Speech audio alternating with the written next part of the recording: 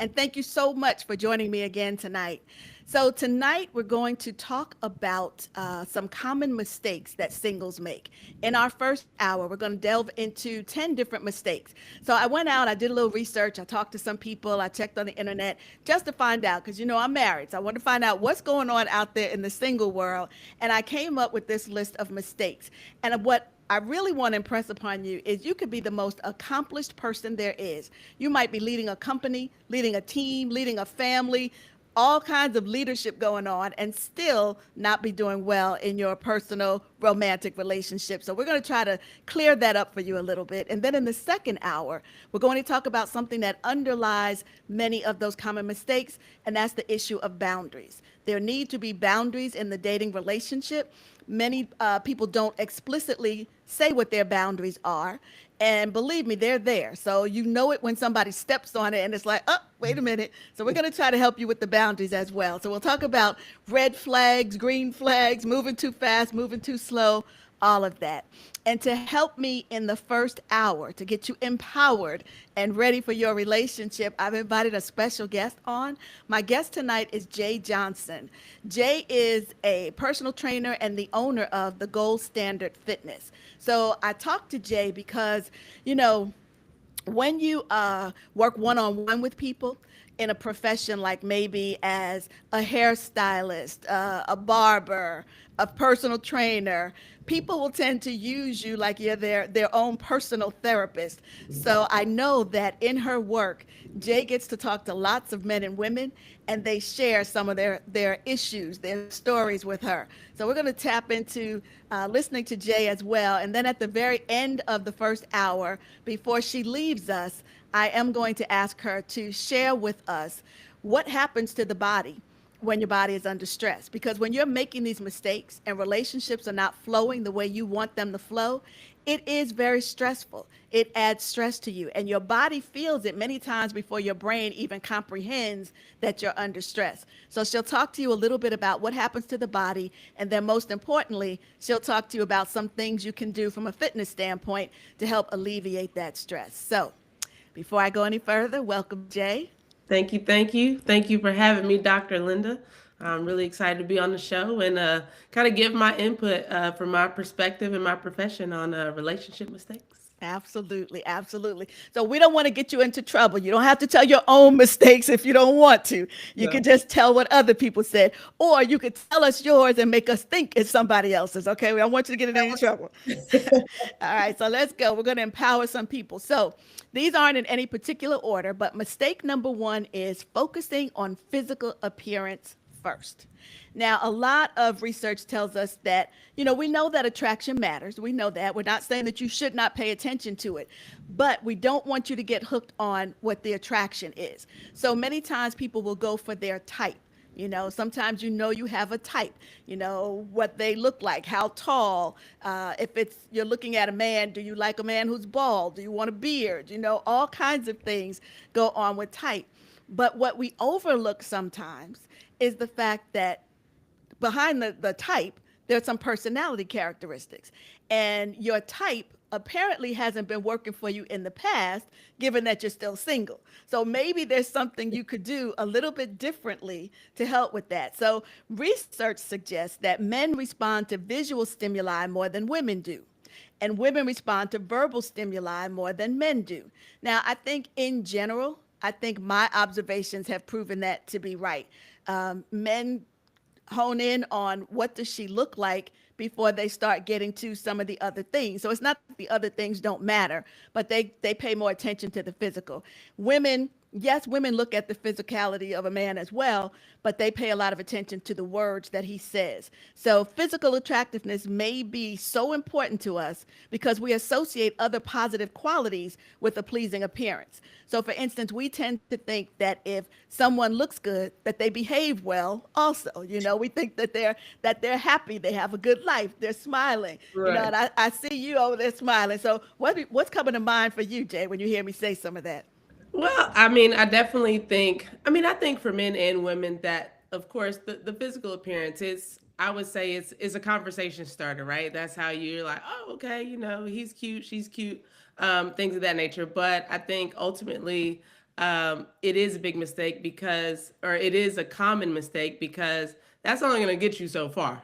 You can only Absolutely. look good for so long. It's going to change It's as going you go through life. It's going to change. to so I think ultimately, you have to dig a little bit deeper than, once you get past that physical, because that's very surface level. It's very shallow. And like you said, I mean, look good, feel good, all those things. But if at the end of the day you look good but you're not taking care of your responsibilities at home, you're kind of underperforming in your job and you're not really reaching for those goals, then what are you going to have to bring to a relationship? Not just your Exactly. looks, because there Exactly. are plenty of people that look good. So Exactly. I can definitely say that that is certainly a common mistake in relationships. All right. Now, if you want to get in on this conversation, you can either call us or text us. Call at 412 213 8995, or you can text 412 218 3888. So, have you ever had someone just come out and tell you that they were trying to get their body type for an individual? Like, is a woman coming in trying to lose weight for the man that she's with, or men coming in talking about they need to, beef up a little bit because of a woman? Absolutely. Okay. It's I would say I find it's more common with women, but I actually have found it more common with women in terms of getting their revenge body. I had a client Ah, back when I first moved back to Atlanta. I started training, and I had a woman come to me. She was going through a tough divorce, and she said, "Jay, I need to get my body. I need my revenge body because he's gonna wish that he didn't make this mistake." And wow. so I think I get it more with the women. For the men, I think it's more or less they want. For the most of the men that I train, it's more they just want to look toned, look fit, and health reasons as well. But it for them, it's not so much based on relationships or women. It's more for themselves, really. Yeah. I think they just want to, look good in a shirt, maybe see some back muscles pop out, or more for performance reasons as well. Okay. That's interesting. And I can see that, it makes sense to me that it would be a lot of women who want to get that revenge body back or that kind of thing. The ideal thing is to want to look good for yourself, or to want to look good to so that you feel good, because let's face it, with all of us, when we are looking the way we want to look, we Mhm. do feel better. You dress differently, you walk differently, you have a different level of confidence, all of that. So, and it doesn't only apply in your personal relationship, but it can also carry over into the work that you do when you show up on the job and all kinds Mhm. of things. Okay, Absolutely. so mistake number one was just putting personal appearance out there, physical appearance out there as the number one. Mistake number two, thinking anything is better than being alone. This is one that lots of women, when I do coaching or when I was doing some counseling, people would often present this because they don't always recognize it right away. Mhm. But the more you talk to them and dig deeper, you realize it. Because that feeling when you're just tired of being alone? We've Mhm. all been there. There's some point in time when you've been alone, and no matter how much you like yourself, at some point in time, you get tired of being alone. But Mhm. there's a trap that we fall into, and we start to believe that being with anyone is better than being by ourselves. And that's something I really want people to get away from, because what happens is a lot of people, and I see this in women more than men, but a lot of people will overlook the red flags. They know that this is not the right relationship, but they tolerate a lot of things because they'd rather be with someone than be by themselves. So loneliness has this way of making the unacceptable look just fine. We tell ourselves that at least we have someone, or things will change and get better. And there's a difference between being lonely and being alone. And Mhm. you need to learn how to be alone and be comfortable with it. You need to be okay. Learn to like yourself. I know sometimes women talk about, and I guess people in general, but I've experienced it more with women, will talk from the standpoint of not liking to eat out alone or go to movies alone or things of that nature. And I have to admit, probably back in my 20s, maybe early 30s, I would feel that way sometimes.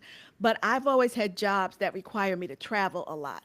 And sometimes when I'm traveling, I'm with colleagues, and sometimes I'm by myself. Hmm. So you have to get used to it. And when once you do it, it's like, oh, this isn't so bad. I can eat out by myself, or I can Yeah. catch a movie by myself. So we Mhm. have to get comfortable being alone and not think of it as lonely or that we're undesirable. It's just a Mhm. season in your life.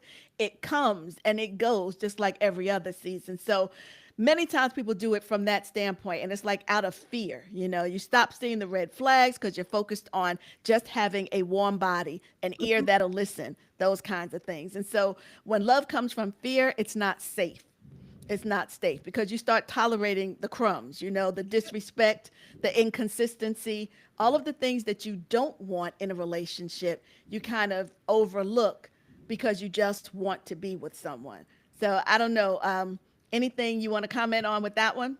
I think you made a great point in saying that being alone and lonely are not the same thing. For some people, I think they come to a crossroads where I think the underlying or the deeper issue is they're not necessarily comfortable with themselves in their own skin, and so they're always searching for someone else because then they don't have to face the woman or the man in the mirror. Absolutely. And so they search for those relationships and those, and like you said, they let down not necessarily their standards, but they settle for anything when, there could be disrespect, there's these red flags, and they're not paying attention to that just because they want that companionship. Yeah. Um, but I do think, when you're in a space where maybe you're single and but you're in those spaces of you're comfortable with yourself, but you just really don't want to be alone. Um, Step outside your comfort zone. Go to a dinner, maybe sit at the bar and have food and a drink, by yourself. You'd be surprised how many people you meet just you Yeah. start talking to the bartender and then somebody else, two seats down is like, oh yeah, and you start to I I can talk to a fly on a wall. So, and as you mentioned, when I was coaching and traveling, there'd be times I'd have to go on recruiting trips and I'm by myself and I'm gonna eat good. That's what we're gonna do is eat good. So I'm gonna go out to dinner and I may sit, at the bar so that you can still have conversation. But, for the men or women out there that do feel like they're alone, but they want to meet people, but they don't, maybe take a chance and step outside your comfort zone and go have that dinner or go to the coffee shop or the movie by yourself. You may be surprised of, how you could feel doing that. Absolutely. Well, I'm told that we have a caller on the line, so we'll pause our conversation for a minute. Hey, how are you? Hello? All right, I'm not hearing a caller come through. So I will keep going and hopefully we'll get that situation worked out so that I can hear the caller and respond to them. All right, we'll go on to number 3. Let me just check messages. Yeah. All right, we'll go on to mistake number 3. Caller, please bear with us and we'll get that figured out. Mistake number 3, and again, these aren't in any particular order, but we're just talking about some of the common mistakes that singles make. And some of these things, I should say, the more we get talking, you'll see that some of these things affect married couples as well. Mhm. Some of these things, like even with the first one, the physical attractiveness, there are things that I hear about, like in relationship, where one or the other person loses the fine shape that they had in the beginning, and the other one is no longer as physically attracted to them or as sexually Mhm. to them. And so those kinds of things will take place even for married couples. And not only do not only do we find that people will sometimes lose it with mistake number 1, but with mistake number 2, thinking anything is better than being alone is another problem. And so some people will stay in a marriage longer than they should because they don't want to be alone. All right, mistake number 3, struggling to express emotion. This is a good example of one that happens with married couples as well. So Mhm. we know that intimacy is important to a healthy relationship. You have to be comfortable communicating. In fact, psychologists often tell us that one of the three main reasons why relationships fail is communication. It's usually communication or sex or money. Those are the three main reasons why relationships fail. So we know that communication is important. It helps with the intimacy. It helps keep you connected to one another. It lets you work through problems or situations that might come up. And you need to feel connected to that individual. So you have to share emotions in a relationship. But sometimes people are reluctant to do so. And there could be a number of reasons why. Sometimes people are reluctant to share, open up because they've been hurt in the past. Maybe they've been shut down and they're afraid of being hurt and shut down again. So they don't open up. Sometimes they're afraid of how they may look. Will there be any retribution to what they say? Number of different reasons, but getting people to open up can sometimes be a challenge. And so women will often misinterpret silence as indifference. You know, if you go back to some of the books back in the day, like the Mars Venus books that were out there, you know, when they compare the different personality types of men versus women and those kinds of things. Some of those things clue us into different behaviors between men and women. And so women will often misinterpret a man's silence as thinking that he's just indifferent or not interested. But by and large, if you buy into those theories, men are often silent because they just tend to be the quieter of the two. Again, generalizations doesn't apply to everybody, but if you're looking at men as a whole and women as a whole, women tend to be more talkers. And remember, I said that we go off of verbal stimuli more so than the physical stimuli. So yeah, women will sometimes misinterpret a man's silence. And sometimes women want to pull it out. You know, you can't force somebody to talk. You can't pull it out of them, but you can create a situation that makes it easier. So again, thinking about my listeners, how easy is it for you to express your feelings? Are you someone who bottles it up?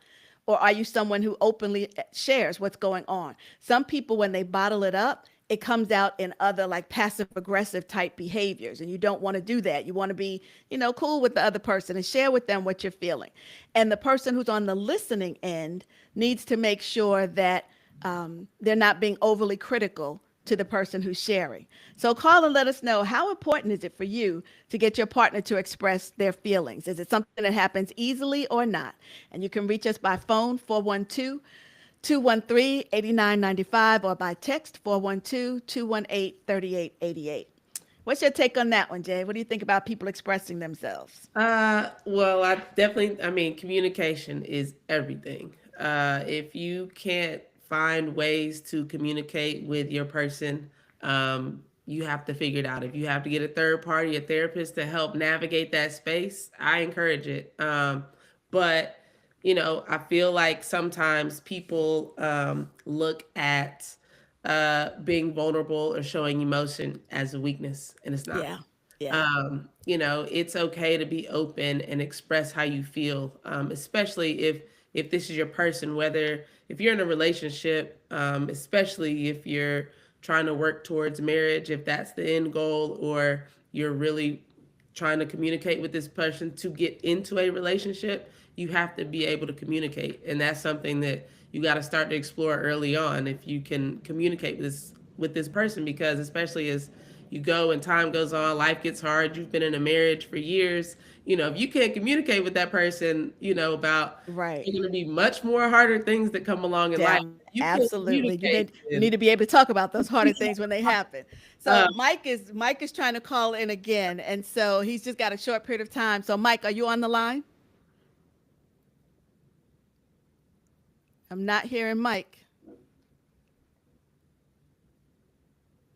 Maybe it's possible for him to text his question in because he's not coming through. Don't go away, Mike. I want to hear you. I want to work with you. Just can't hear it through the system right now. All right. If you're just joining us, my guest tonight is Jay Johnson, who is the owner of the Gold Standard Fitness. Jay, in her line of work, often gets to hear what's really going on in the minds of the people who come to work out with her. So we're tapping into Jay as we want to know some of her experiences with respect to common mistakes that singles make. And I'm hoping that Mike will be able to either call in or text the message, something so that we can hear his concern. I really appreciate it. It's not often that we get men. The women tend to call in a little bit more than the men. So thank you, Mike, for calling. And let me just check back with the studio. Is Mike still on? Can we get him on? No, still not hearing Mike. All right, well, let's go on to mistake number 4. This is interesting, coming right off of the one where we just started. Because with mistake number 3, we were talking about people not opening up and expressing. Mistake number 4 is that people often share too much and they share it too soon. That's one that really can chase people away. On your first date, you don't have to tell your whole life story. You don't have to tell all of the dark ugly things that might cause somebody to want to run.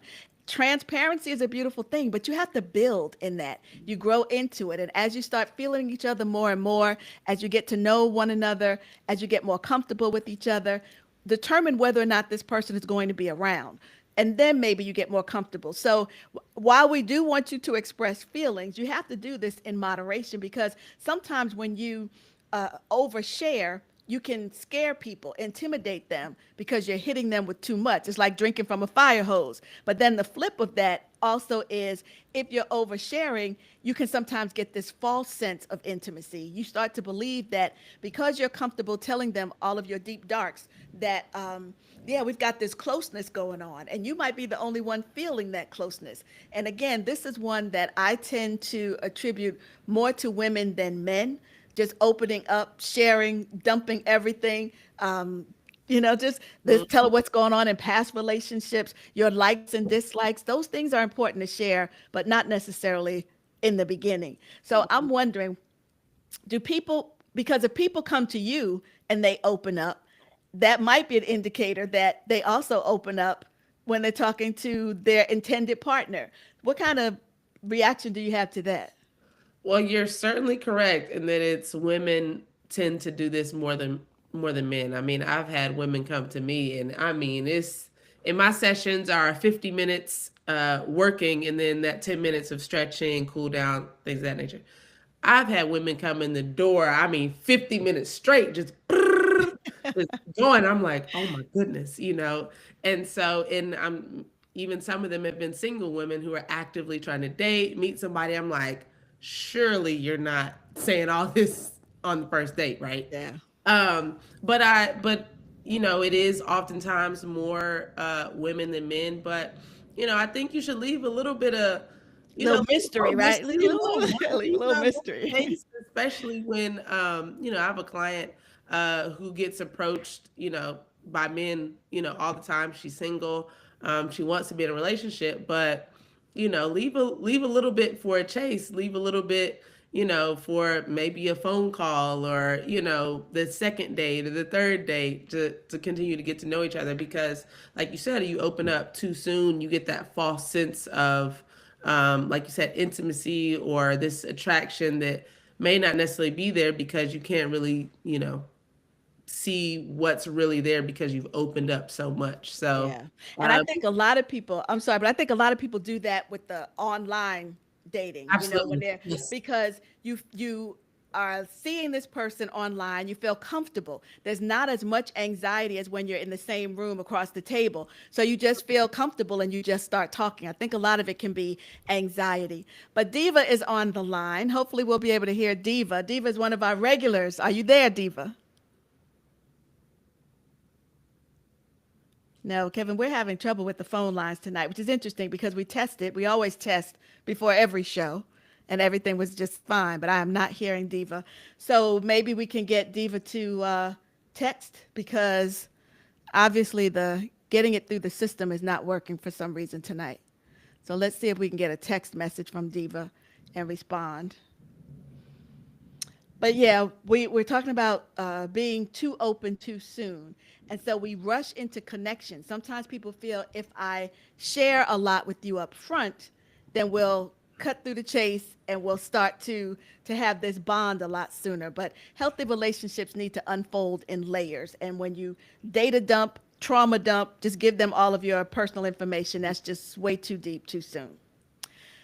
All right, we're going to look at one more mistake before we take a break. So, mistake number 5, starting to date too early. This is an important one. Many times people will start to date too soon after a breakup. And so, I've heard people in jest talk about things that they need to do to get past a relationship. And what folks need to realize is you have to heal. Even if it was your idea to leave the relationship, you were the unhappy one, there's always this little bit of healing that needs to take place. So give yourself a chance to heal, a chance to breathe. And I know many times the first person after a breakup, particularly if it's been a serious relationship, a long-term relationship, maybe divorce after a marriage, what tends to happen is the very next person is your rebound person. And Yes. the rebound person is never a good thing. The rebound person is not going to be around for the long haul. Reason being, you are not yourself. You are probably a little more needy than you would normally be. You're lonely. You want someone to help you get out of the funk that you're in, basically. And so when you glean onto that rebound person, they are not seeing the real you. In addition to them not seeing the real you, what else is going on is the fact that you're going to change. You're going to go back to normal, or you're going to even be better than before, but something is going to change. So now what you need after the change is not what you need as soon as you come out of the relationship. So yeah, when you start dating too soon, you are definitely dating the rebound person. Nobody wants to be a rebound. It's not healthy, and it's not something that is going to be sustainable in the long haul. So make sure you give yourself plenty of time. Take it slow. Make sure that you are fully healed, fully over the individual. And when you start back into the dating world, just kind of dip your toe in first, make friends with people, get to know people strictly on a social level before you try to find that ideal person that you want to be your long-term mate. So again, being alone is not a reason to just jump into another relationship too soon. What are your thoughts, Jay? I agree. I mean, especially if you've been in a long relationship, a marriage, things of that nature, you got to give yourself time because, as you mentioned, there are going to be lessons that you may not even have processed yet, or things that you're going to grow from. And I'd like to look at everything as a lesson. So there are going to be things, and there's trauma involved with that as well. I know in a networking event we were at a couple weeks ago, a lady mentioned that divorce is grief, right? You're grieving the loss of a relationship. Yeah, And so, or the loss of a person in your life. So, when you're looking to go back into that, next relationship, give yourself time. Give yourself time to heal. Give yourself time to just be. If you were in a space that you didn't get to do things that you wanted to do, or you were like, you spent so much time in that relationship catering to someone else and you neglected yourself. Do the things that you want to do for yourself. absolutely. And then just, fall back in love with yourself before you go and reach for another person or another relationship. And like you said, dip your toe in, maybe check the temperature a little bit. And then, start to process how you're feeling, and give yourself time to then get back into that dating field, and to get to know people again. Yeah. And even if And you if, may if go go ahead. ahead. I was gonna say, and even if you meet somebody in that time of you trying to heal, it's okay to be transparent and say, "Hey, listen, I just got out of a situation. I'm really just trying to be with myself right now." But it's okay to be open and honest about where you're at in that space, and if that situation is meant to be later down the road, then it will be. Absolutely. And if that turns the person off, then it's all good. It's all good. Well, I just thought of another thing they could do, though, is you need to do something physical to work out that frustration. And so if you're in Atlanta, you might want to connect with Jay and the No. gold standard. She will get you. She'll get you right. So it's time for our break, but don't go away. There are more common mistakes. I gave you the first 5. We're going to go over another 5, and we're going to hear something from Jay at the end with respect to stress, how you handle stress, what it does to your body, all of those things. So you've been listening to Relationship Conversations with me, Dr. Linda Bing, and we'll be right back.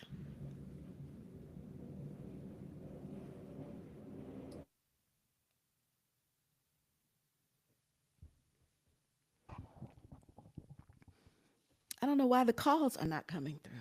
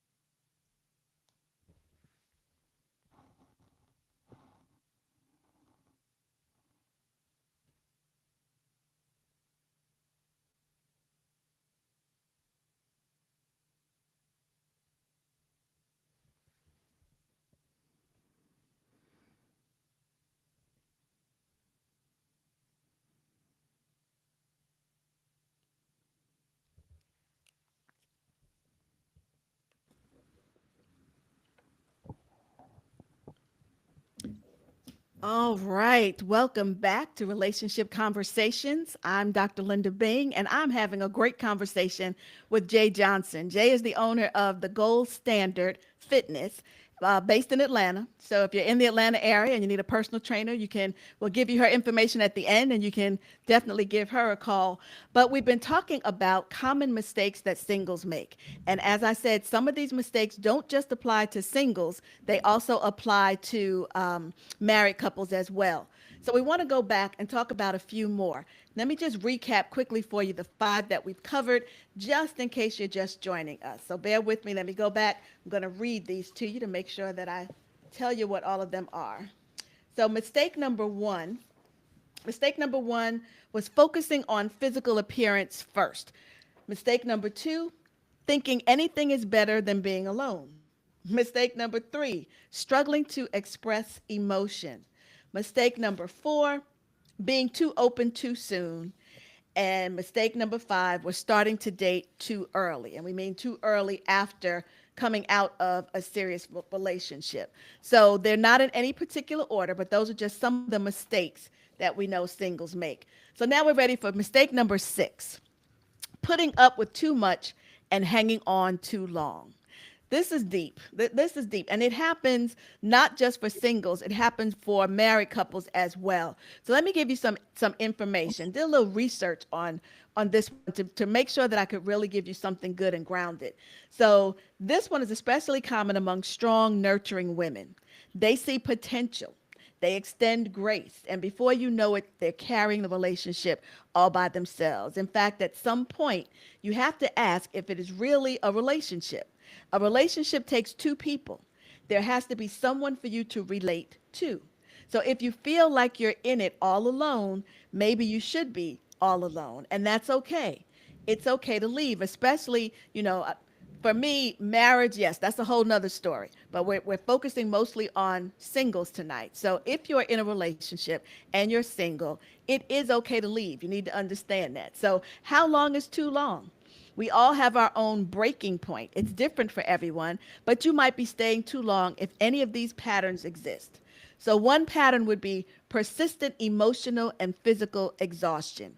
This means that if you're feeling drained, if you're lacking motivation, if you're starting to feel down for no reason whatsoever, or maybe you're experiencing anxiety, maybe you get nervous about how your partner will react to different things that you might say or do. All of those are a sign of persistent emotional and physical exhaustion, and it's a red flag. It's a serious red flag. So, again, I'm not saying that for you that ought to be your breaking point, but it's something you want to pay attention to. It's an unhealthy pattern. Another one is neglecting self care. That means your own health, hobbies, friends, family. Sometimes people withdraw from everything that they know in life and focus all of their time and attention on that other individual. That's not healthy. That's not even love. That's obsession. That's codependency. You need to get to a place in life where you're perfectly comfortable, as we said earlier, being by yourself. And maybe as you get into the relationship, you're trying to balance a number of things. So you may have less time for family and friends or certain hobbies, but you should not cut all of those things out. And you certainly don't want to be in a relationship where the other person is asking you to cut those things out or expecting you to cut those things out, because that's not healthy. Total lack of reciprocity. You're the only one initiating things like communication, planning. You're the only one compromising, and your needs are going neglected. You don't want that to happen. If you're doing all the heavy lifting in the relationship, that's a sign that you might be putting up with too much and hanging on for too long, because both parties should be doing some of that. You both have to be communicating. There should be some planning that both people are doing, and you don't want to be the only one who's making compromises. Another one is making excuses for poor behavior. I've seen this one a number of times where start to justify the red flags. You see them, but you want to talk yourself into believing that it's something else. And so there might be red flags around being disrespected or conflict. You don't want any conflict in the relationship. And often what happens is you're taking personal responsibility for your partner's emotional state. If you're making excuses for poor behavior, they're behaving badly and you're the one that's taking the hit. Not a good thing. If you find that there are red flags, call it what it is. Don't talk about potential. Don't think that the person you're with is going to change in time, because chances are they're not. People don't change unless they want to change. And many people can't change on their own, or they would. They often need some outside professional help. And so if someone likes who they are and they don't have a problem with the relationship, they're not going to necessarily want to step up and go through some sort of change. So that's a red flag to you also, because if you're letting that significant other know that you're having issues in a certain area and they're not willing to do what they can to help alleviate some of that, then chances are they're not the one for you. And then the last one that I'll mention is resentment. When you feel like you're not appreciated, if you're getting to the point where you're bitter, if you're angry or frustrated a lot because you're carrying the burden of the partnership, that's another indicator that you might be putting up with too much and you might be hanging on for too long. So even if just one of those patterns is occurring, you need to bring it to the other person's attention and work it out. Talk through it. Come up with a plan how to resolve it. If you can't do it on your own, seek an objective third party like a counselor, a therapist, or, if you want to go the spiritual route, whoever is your pastor, your priest, whatever the case might be. But make sure that you get some good objective guidance. And if that person is unwilling, even after a fair amount of time, if they're not willing to change, then the question really is, so what are you waiting for? What are you waiting for? Leaving is not easy, particularly when you love someone. Leaving is not easy, but don't get caught up in that trap of, well, I've invested so much time. We've been together for so many years, or we've got children together. Okay, I admire you for wanting to stay for those reasons, but those reasons alone are not enough to stay. So, Jay, I see the excitement. Something resonated. Well, no, I mean you nailed it when you said, if you're, well, it goes back to what we said earlier, communication. But you said, a lot of times you hear about people, and I can say early on, I was guilty of this, is, trying to hang on because, we've known each other for so long, we've got history, or there's a child involved, all those things and all those excuses that we make. But if you can't find a space where you can effectively communicate and be direct with that person of the things that you're feeling or the things that you need to work through, if you can't communicate that effectively, or they can't receive it, and you can't, like you said, find a third party, mediator or someone that can help you work through this, then at that point you do have to ask yourself the hard question: why am I still here? Yeah. And it's not easy at all. But at the end of the day, you can't just, or I mean, you can, people do, but it's not ideal to just stay in something just because you've been together for X amount of years, or you have history, or of course you never want the kids to go through things, but at the end of the day, you also have to look out for your personal well-being as well. And sometimes it's better, honestly, for the kids, Absolutely. depending on how toxic the relationship is. Sometimes it's Absolutely. better that you guys go to separate corners. You have your place, I have my place. We don't do this anymore because of that. So, okay, because I don't want to run out of time, I want to make sure that we get time for you to talk about stress. I'm going to go through these next three quicker than I went through the first ones, okay? So, Okay. mistake number 7 is getting physically involved too soon.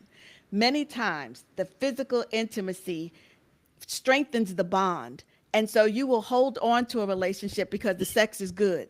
You'll hold on to a relationship because, they cuddle, they caress, they kiss, they do the physical things that you enjoy, and you don't want to give that up. But what it does is when you get involved, well, let's talk about the hormonal part of it, because when you get involved too soon, it triggers the release of certain hormones in your brain. And those hormones make you feel good. So, for instance, oxytocin is called the cuddle hormone. Dopamine is the feel good neurotransmitter. And vasopressin is linked to long term monogamous bonding and attachment. Sex will cause the increase of those hormones to be released in your body. So now you've got these good feelings going on, and those bonds that are there are happening before you really even know who this person is. You need to spend more time talking and trusting. If you go back to some of the old sitcoms and things, you know, 'cause you can always find some nuggets in there. I remember watching Girlfriends. For some reason, lately I've been binging on watching old episodes of Girlfriends. And I remember Joan Clayton, remember she was the one played by Tracy Ellis Yeah. Ross. Joan Clayton talked about her 3 month rule. She made sure that she had no physical intimacy with someone for the first 3 months. It gave her an opportunity to really get to know the person, for him to get to know her, so that you are bonding yourself with someone that you want to be with someone that you like, instead of just, you know, hooking up to get that good feeling. And so I know a lot of people probably bristle at it. You know, if I were being 100% myself right now, I would say that from my perspective, you don't have to abide by this, but for me, I follow what the word says. And the word tells us that if you are not married, you should not be having sex at all.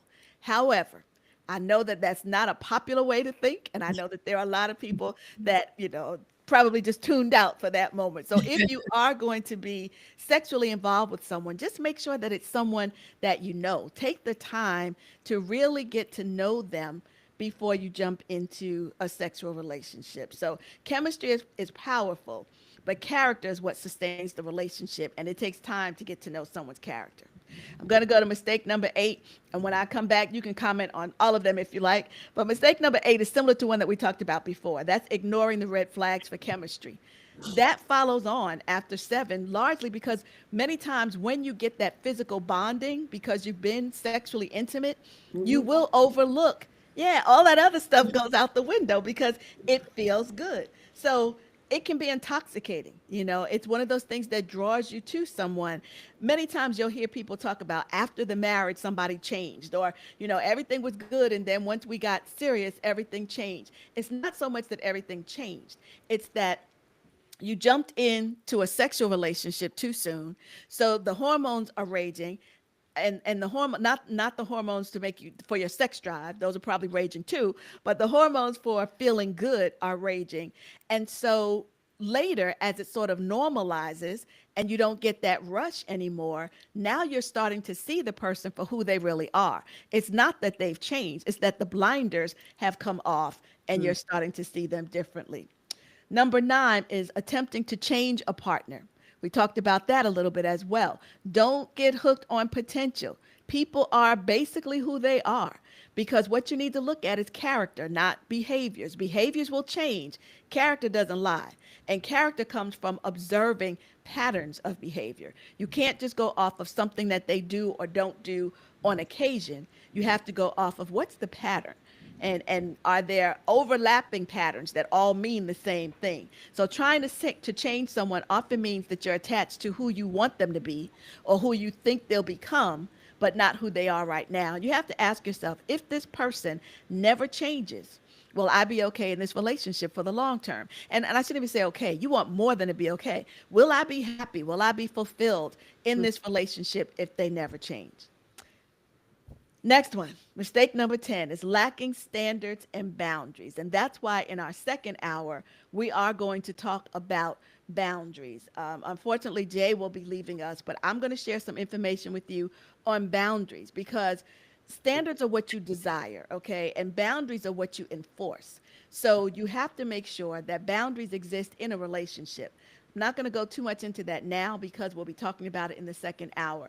But Jay, I want to give you the floor. And in this time, if you want to comment on any of those mistakes, feel free.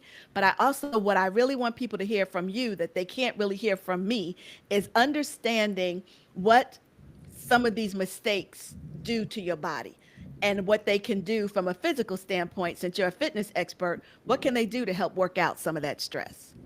Yeah, absolutely. I mean, there are so many things that are stressors on your body, right? You have work stress, you have family stress, relationship stress, finances, all those things. There's even working out is a stressor on the body. It's just more of a healthy stressor.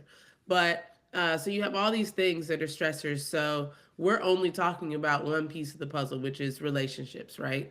But a lot of times especially when you're really invested in those relationships, you care about how your wife, husband, partner feels or what's going on in that relationship, because when you're away from work and you're at home, You want to have that peace in that relationship. So when you're going through these, let's just say these 10 mistakes we talked about, and your relationship isn't in a space where it's peaceful and it's healthy and it's causing these stressors, that can cause health problems, high blood pressure.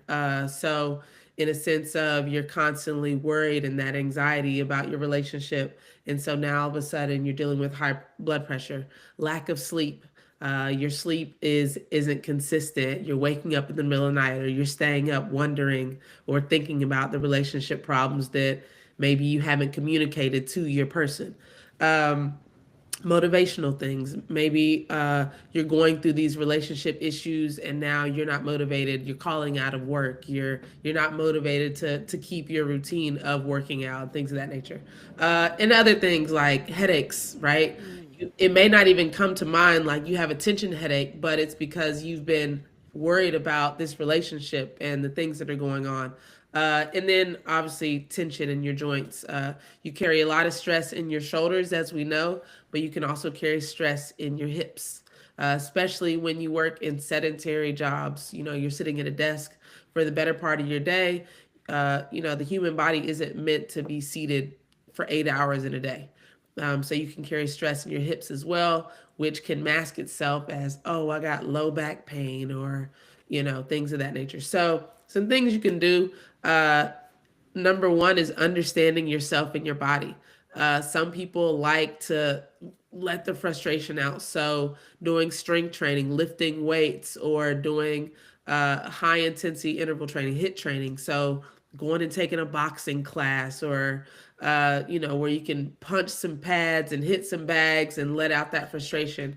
If you're more of the calm, need more of just that peace, yoga, Pilates are great ways to be able to kind of sit with yourself and release some of those emotions physically.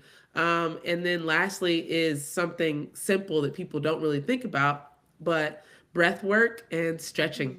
Literally, you could find a 10-minute stretch video on YouTube and play some meditation music and just stretch and breathe. And the last one that I always say is pray too. Uh, uh, you know, to whoever your higher power is. But those are things that you can do. But understand yourself and what you need to find those things. Wow. Some of those things I hadn't thought about, like you talk about the pain in the hips and stuff. I can relate to all of this. Whenever I go in for a massage, they are like, "Oh my gosh, you're so tight." But I didn't think about the hips. So one thing I'd like to ask is, okay, so how do you know what's the best type of workout for you? Like if I were to go to a gym or if I'm going to start working out, how do I know whether I should be doing strength training versus the hit or the cardio, or how do you decide? Well, I would say if you're someone that's new to it, try them all. Right. Mm. If you have a membership at a gym, for example, I'll just use a commercial gym like a Lifetime Fitness. A Lifetime Fitness is they're gonna have an array of classes throughout the day. You could try different classes, see what works for you. Not everything works for everyone. Um, I would say for my ladies that are 35 and up, you definitely want to incorporate some type of strength training, but you may want to compile that with Pilates. Pilates and strength training are fantastic for your body, for understanding how to breathe and how that affects your muscles, how that affects your body in general, and understanding how to breathe when you're going through these exercises. So I'd say maybe try it. Most gyms have free passes if you've never been to that gym. And just go try it. See what works for you. See what you like. Everything is not for everybody, but there's something for everybody. Okay, I like the way you said that. Now, I'm glad you mentioned the women 35 and over. I know that you do a lot of work with women who are in the perimenopause or menopausal stage. So just take a minute and talk about that connection. Why is strength training so important at that stage in life? Absolutely. As you get over 30, and then especially when you start to get into that perimenopause, menopausal phase of your life, starting at your late 30s into your early 40s, you're losing muscle. You're obviously your body is losing estrogen, and with that comes the loss of muscle mass as well. So it's really important that as you start to enter that transition phase of your life, there are a range of symptoms that can kind of alert you that you're going into that phase. But the number one thing that we don't talk about as much is how important that strength training is. It's important for just daily life, being able to go up and down your stairs, to carry your groceries in, things of that nature that we don't really think about right now. I'm in my 30s. I don't think about, in 10 years, taking the groceries out of my car and carrying them in the house. But that strength training is very, very important to be able to repair some of the changes that your body is going through during that transition, especially with the loss of the hormones of estrogen, testosterone, and Progesterone. progesterone. Thank you. Yeah, I know you know. Okay. And I think it's important. That's why I asked you that, because it's important that people hear that. Okay. So for people who are sedentary, what are some things that you can do while like the workday, like when those stressors do kick in, whether it has to do with your personal relationship or whether it's stress on the job or whatever it is, when that stress kicks in and you're basically at your desk all day, what are some easy things that you can do? Because you can't always run to the gym right when the stress hits. You can't necessarily watch one of the stretching videos. So I'm sure there's breath work and stretching that you can do. Absolutely. So tell us a little bit about that. Absolutely. First and foremost, stand up. All right. Push your seat back, stand up. If you're, let's Is just that say, why my Apple Watch is telling me all the time? It's time to stand. It's time to right, and stand. everybody Okay. says dismiss or mute for today, whatever it is. But stand up. If you have the ergonomic desk that raises and lowers, stand your desk up. Second is if you have a break between your Zoom calls, walk outside. We're entering the time of year where the sun is out. It's beautiful outside. Today was gorgeous. Go outside and get some vitamin D. Stand out there for 5 minutes between your Zoom calls and just breathe. There's a exercise called box breathing. Hmm. Very simple. Uh, Inhale 4 seconds, hold 4 seconds, exhale for 4 seconds. Repeat it. You can find that your heart rate may go down a little bit after you've done that because think of it as kind of a reset. So that's your reset button. That's something simple you can do in that moment. Like you said, I know some people have very high stress, very, very busy jobs, but those are things you can do in 2 minutes or less. Standing up, breathing, or like I said, walk outside for a second, let that sun hit your face and do your breath work, and then, resume what you're doing. Yeah, you kind of stepping on my toes just a little bit, but I will get better. All right, so we're going to take a break. But before we do, I want you to tell people how they can contact you because there may be some people listening in Atlanta or watching from Atlanta who know that they need to do something physical and maybe they're looking for a trainer and they might have connected with you. So before we say goodbye to you, let us know how to get in touch with you. Absolutely. You can find me on Instagram at the Gold Standard, or you can email me at thegoldstandardtraining@gmail.com. And that's goal, GOAL, not gold. So GOAL standard training@gmail.com.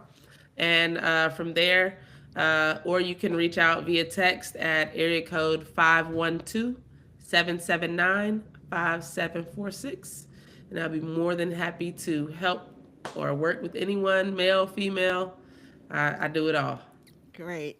Thank you so much. I've appreciated you being on tonight and sharing some of your wisdom as it pertains to the things you hear about as people come into the gym on those 10 common Absolutely. mistakes that people make. So, we are going to take a break. And when we come back, we're going to shift the energy a little bit. Unfortunately, Jay will not be joining us on the second half. But when we come back, we're going to talk about boundaries. So, I'll recap those 10 mistakes pretty quickly for you, and then we'll talk about the boundaries. So, this is Relationship Conversations with Dr. Linda Bing on Pittsburgh's DSEN. See you in a minute. Thank you.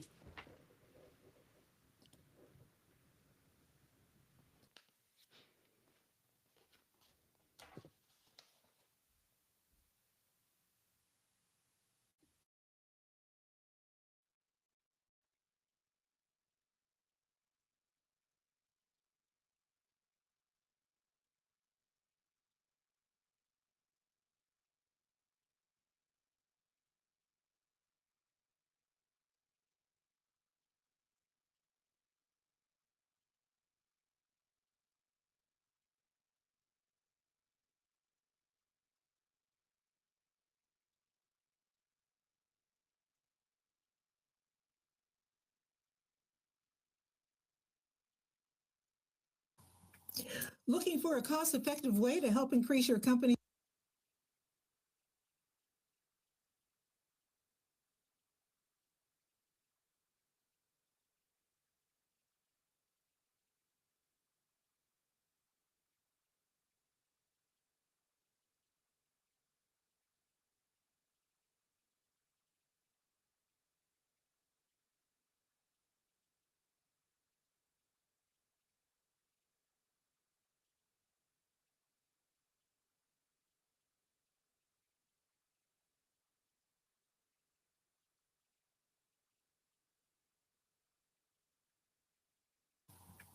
Looking for a cost-effective way to help increase your company's bottom line? Look no further than Soul Pit Media. With our award-winning print, internet, podcast, and Soul Pit television options, we can help your business get to that next level. For more information, contact Craig Dawson at 412-407-7685. That's 412-407-7685. And let Soul Pit Media take you to that next level. Business owners thinking about back-to-school promotions and replacing summer flavors with pumpkin? What about your taxes? Reduce your stress and tax liabilities by planning for tax time now with Cameron Professional Services Group. CPSG takes your goals, values, and visions to create a custom tax plan catered specifically to your business. We work closely with you to ensure that as your business grows and goals shift, so will your custom plan. Located in the Hill District in Pittsburgh, PA, CPSG is a CPA and consultant firm, providing services in accounting, auditing, tax planning and preparation, community development, and operational management. Call Cameron Professional Services Group today at 412-251-0607. Have you had the Beat by Niche experience? Beat by Niche is one of the top makeup artists in the city of Pittsburgh. She's touched the face of Cardi B, Love and Hip Hop personalities, and various Steeler wives. If you have not sat in her chair, what are you waiting for? Visit beatbyniche.com to schedule your special makeover for all occasions: weddings, graduations, proms, photo ops, and more. Visit beatbyniche.com and experience the touch of excellence.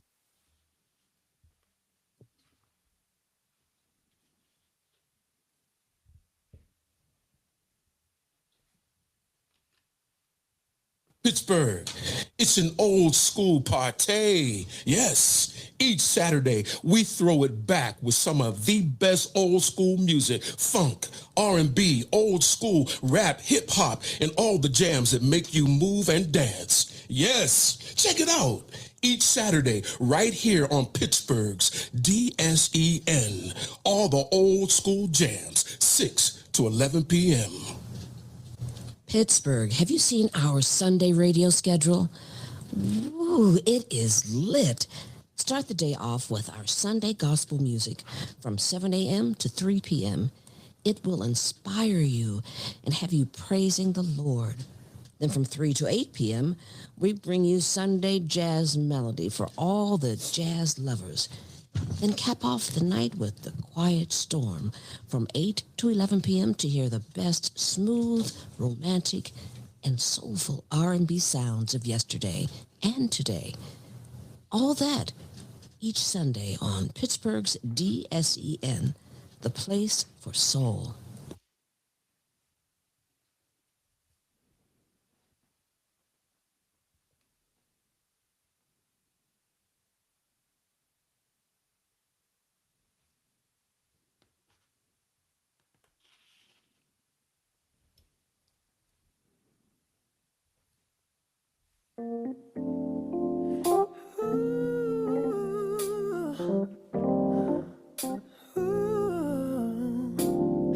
Love once left me cold and gray. I had almost reached heaven, to feel it slip away. But life's too short to waste up. Welcome back to Relationship Conversations with Dr. Linda Bing on Pittsburgh's DSCN. For those of you who are with us in the first hour, I want to say thank you for hanging in there and coming back. We had some technical difficulties, but we think we're able to get your calls now. So if you want to comment or ask a question, you can give me a call at 412-213-8995. Or the safest thing, send a text 412-218-3888. Now, if you're just joining us, the first hour we had a special guest. Her name is Jay Johnson. She is a former soccer coach. She's a fitness professional, and she's the owner of the Gold Standard, and that's Gold, Goal, the Gold Standard Fitness. Jay was on because, so much of the time we use our bartenders, our hairstylists, our barbers as personal therapists. We feel safe going in and talking to them about things. Well, they also use personal trainers in the same way. So, in addition to Jay being single, she also gets to hear a lot of what is on the minds of her clients. So she was able to add to the conversation as well. And of course, you can always look her up for your fitness needs. But we talked about 10 common mistakes that singles make. We went through a list of them. There's nothing special about them. They just happen to be some of the ones we chose to discuss. And as I pointed out earlier, some of them don't only apply to singles, but they apply to married couples as well. And just as we were going into the break, a text came through from Raynell. We love Raynell. She's always listening. Thank you so much. Raynell said, no communication is definitely one of many reasons a relationship is going to fail without communication. Without communication, you're incapable of learning a lot about one another. And that is so true. We need to know people, and we need to know the good, the bad, the ugly, everything. Because going into a relationship should be a conscious thing. And you can't make a good conscious decision without the proper information. And that leads us into the topic we're going to talk about for this next hour, which happens to be boundaries. Boundaries are so essential in a relationship. It may sound like off-putting to some people, but think about it. There are boundaries that go along with everything that you do. You may not have a written rule book or a guidebook, but you often know when you are crossing a boundary because someone will let you know. Maybe you got too close. Maybe you said something offensive. Maybe there was something you should have done, but you didn't do. Boundaries are all around us. And in order to protect yourself, protect your partner, and protect the relationship, you need to bring up boundaries. Think of it like a fence. You know how there's that old adage about fences make for good neighbors? It's the same kind of thing. Boundaries make for good partners in a relationship. And the same way you would have your property fenced in to earmark your property boundaries, your property line, your neighbors know how far they can go and whether or not they can come over onto your property with your permission. So if you don't have a fence, think about it as just the property line. But you get the analogy that I'm making. I want to give you that image because that's what boundaries do in relationships. They allow you to know how far you can go, where the line is drawn.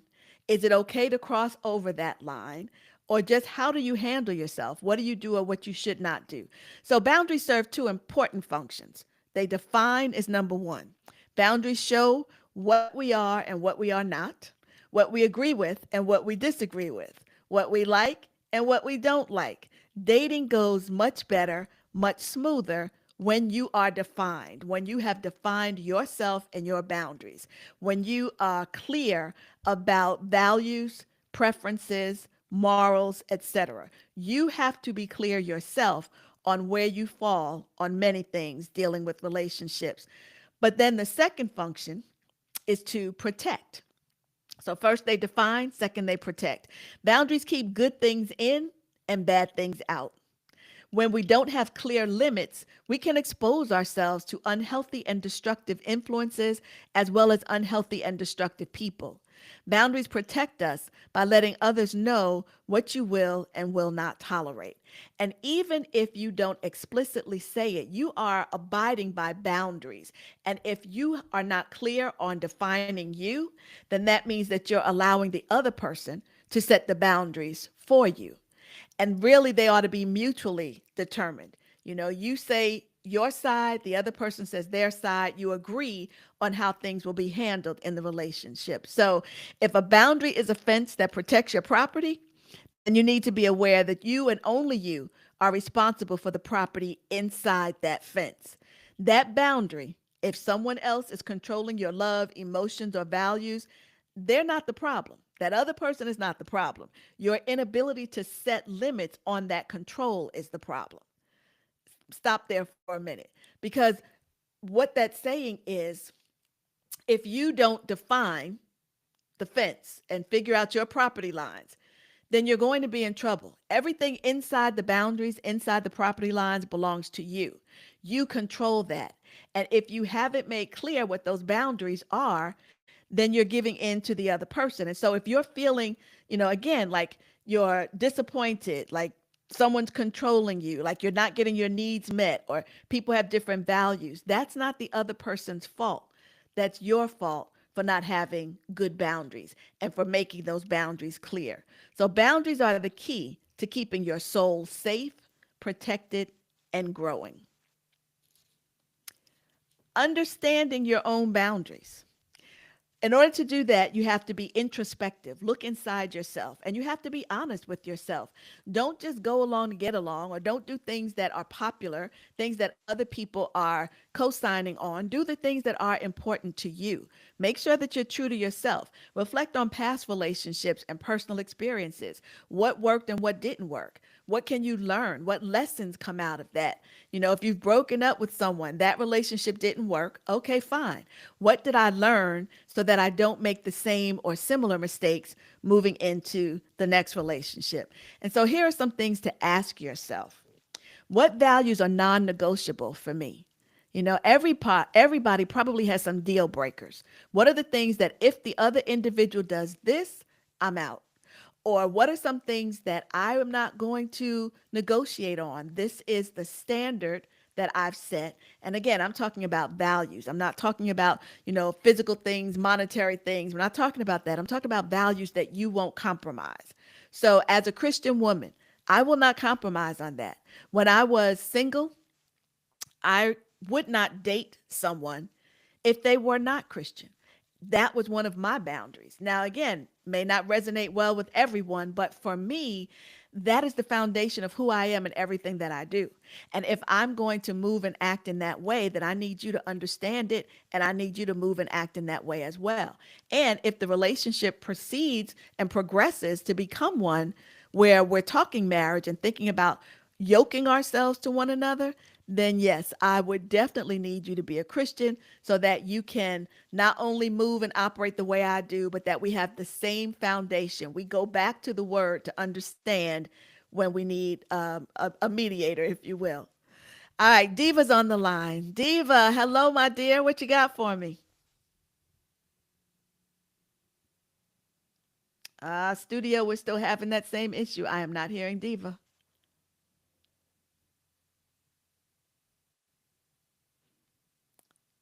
I apologize. There are some problems with the software apparently, and the audio is not coming through. So I welcome your text message. If you want to get in on the conversation, text 412-218-3888, and I will respond in that way. All right, thank you. So I'm giving you some things to ask yourself. Another question would be, what behaviors or situations make me feel uncomfortable or stressed? Sometimes these are just the little stressors. It doesn't even have to be anything major. It could be something simple. Maybe there's certain places where you don't like to go. Maybe there's certain smells that bother you. Maybe there's certain words that people use that you don't like to hear. Just understand what they are. What behaviors or situations make you feel uncomfortable? And you should be able to express that to your partner or intended partner in a way that does not accuse them or make them out to be the bad guy, but say those things, have conversation about it, and see what compromises you can make. A popular one, not as much today as maybe a decade or so ago, had to do with smoking. Many times there would be one person in the relationship who smoked and somebody else who didn't. So the partner who did not smoke might be made to feel uncomfortable around smoke.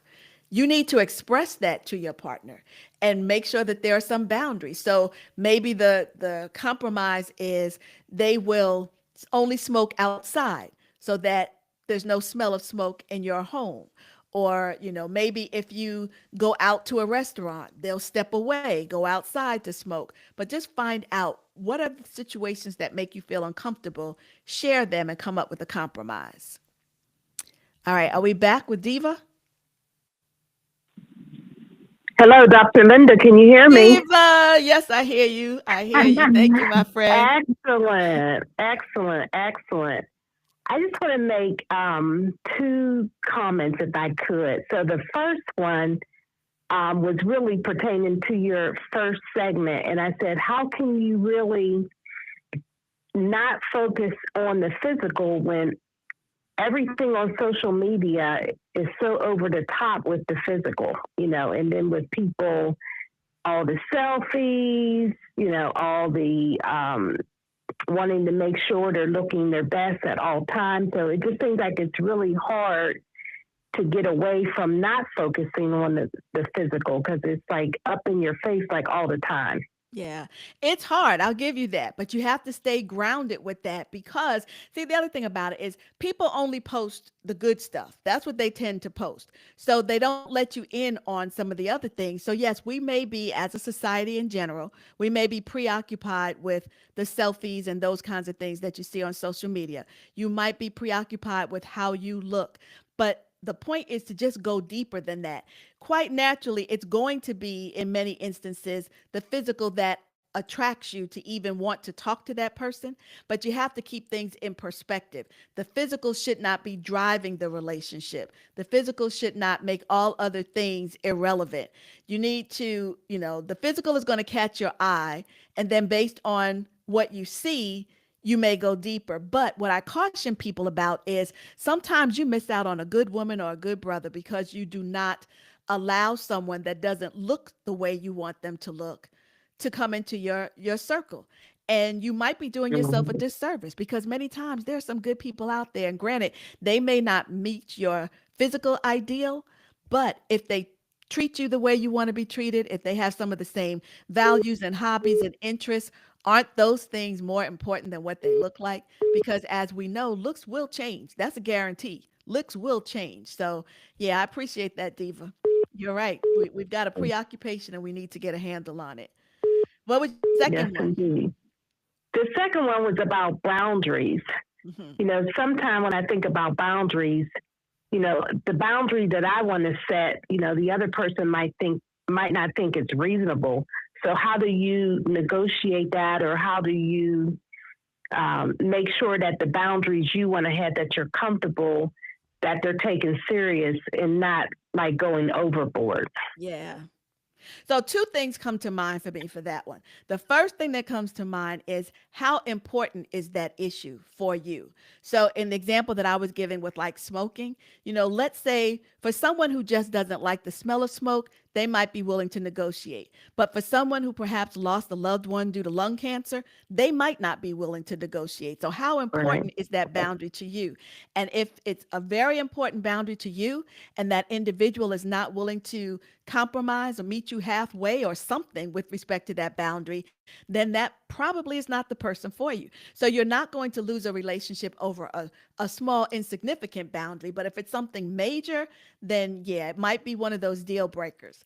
And then the second thing that came up for me as you were speaking is I had an uncle who used to say, do you want to be right or do you want to be happy? Because you can't always be both at the same time. And as simple as that sounds, it is so profound to me. You can dig your heels in and decide that I'm going to be right on this situation, but you might not be happy. So okay, what can I live with? What can I live with without feeling like I'm losing myself or I'm compromising on who I am and what I want out of a relationship. Sometimes our boundaries are Mhm. based on likes as opposed to what our needs are. So, first of all, your needs have to be met. And then if it's just something that's a preference, again, going back to the physical. Now, granted, this isn't necessarily a boundary, but going back to the physical, if you have built in your mind that you only want to be with somebody, let's say that is taller than you, not that you're taller than, though a lot of times nowadays we're seeing couples where the women are taller than the men. But let's say that that's something that you feel like, no, I won't go out with a guy who's shorter than me. You have to think about, do I want to be right or do I want to be happy? And in this case, it's not necessarily a right or a wrong situation, but it's like, am I going to hold on to that and miss out on what could be the best love of my life? Or am I going to stick firm? So as you get to know people, because remember, we also talked with those mistakes about, not jumping in too soon and building on it slowly. As you get to know someone, you might decide that height isn't as important as you once thought it was because this person is hitting all the other marks, checking all the other boxes. So, yeah, boundaries to me, it really depends on how important is it to you, to your health, to your safety, to your happiness, all of those things. And sometimes you have to be the one to change. I mean, sometimes you have to be the bigger person, and you might have to give on this one and they give on some other one, because 50-50 in a relationship, first of all, is a misnomer. It does not happen. But when you're trying to make it happen, it might not be 50-50 on every item. It might be, okay, I Right. get my number two, you get your number three. So appreciate it. Thank you, Diva. Thank you. Thank you so much. Great show as always, Dr. Linda. I appreciate it. Thank you. Keep listening. Thank you. Bye bye. Bye. I love that. I love that. And I love it when you guys call and ask questions. It feeds my brain. It allows me to step in and share with you. It's better than just a conversation alone or a dialogue, monologue alone. All right. Still going through these questions to ask yourself. One thing to ask yourself is, when have I felt most respected in past relationships and most disrespected? That will help you know what one of your boundaries happens to be. When you have felt respected, people are operating within the boundaries that you set. And you want to make sure that you can identify that thing so you can share it with your partner. What do I need to feel safe and secure? Again, identify those things so you can share it. So the self-awareness is the first step. You have to know who you are, what you like, what you don't like, etc. Remember, I said boundaries serve the purpose of defining us. That's number one. And your boundaries, when you establish them, should reflect your true needs. As I was just saying to Diva, sometimes what we want is not necessarily a need. It's something that we can live without. We just have to make up our minds to do so. So I want to talk to you about some categories of boundaries. I'm going to talk about some categories of boundaries. Hold on just one second. Got to communicate with the controls. All right.